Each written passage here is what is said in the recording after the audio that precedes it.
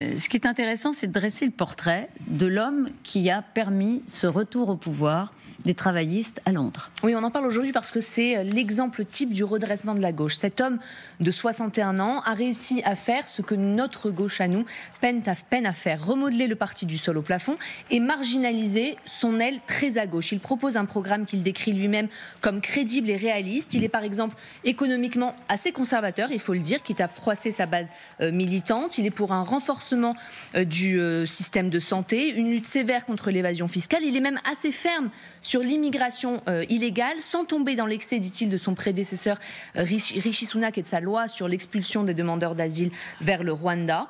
Et son mantra va peut-être vous rappeler celui d'un autre président de gauche. Écoutez. Le changement, c'est maintenant. Changer un parti, ce n'est pas comme appuyer sur un interrupteur. C'est un travail difficile, un travail patient et déterminé. Et nous devrons nous mettre en marche immédiatement. C'est la déception qui fait le lit du populisme, dit-il. Beaucoup de gens ont perdu espoir, on leur a promis plein de choses qui ne se sont pas réalisées et ça mène à la désillusion. Un programme sans excès donc, mais finalement à son image. Lui, il a la gauche dans son ADN. Son prénom d'ailleurs, il le tient du père fondateur du parti travailliste, Keir Harvey.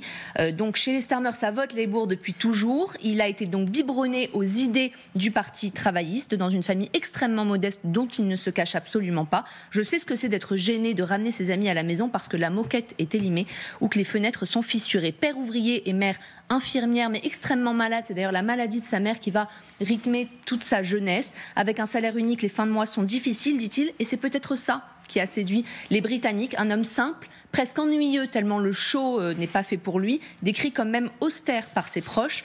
Même s'il a rejoint les jeunes socialistes du Parti travailliste à 16 ans, l'essentiel de sa carrière, il l'a fait dans le juridique, avocat pénaliste, spécialiste des droits humains, puis procureur à la tête du prestigieux service juridique de la Couronne, ce qui lui vaudra d'ailleurs d'être anobli par la reine en personne. Et ce n'est qu'en 2013 qu'il se lance officiellement en politique. Je voulais évoluer d'un rôle où j'interprétais et j'appliquais la loi à un rôle où je participais. Il est élu député en 2015. À ce moment-là, il se voit déjà ministre, mais celui qui tient les rênes du parti n'a pas grand-chose à voir avec lui. Il va être nommé à la tête d'un ministère fantôme de l'immigration. Il va y rester que quelques mois, démissionnera assez rapidement. C'est quand Boris Johnson triomphe avec son Brexit et que Jeremy Corbyn démissionne qu'il récupère la tête de ce parti travailliste. En 3 ans, il va complètement transformer le parti. Les médias découvrent alors un dirigeant sans état d'âme qui n'hésite pas à se séparer de tous ceux qui entachent le parti et à commencer par son prédécesseur Jeremy Corbyn, taxé d'antisémitisme. Il ne se cache pas, ce qu'il veut, lui, c'est le retour de son parti au pouvoir et le plus vite possible. Écoutez. Je conduirai ce grand parti vers une nouvelle ère, avec confiance et espoir. Ainsi, le moment venu, nous pourrons à nouveau servir notre pays au sein du gouvernement. Paris gagné, donc 4 ans plus tard, le voilà Premier ministre, 14 ans après Gordon Brown.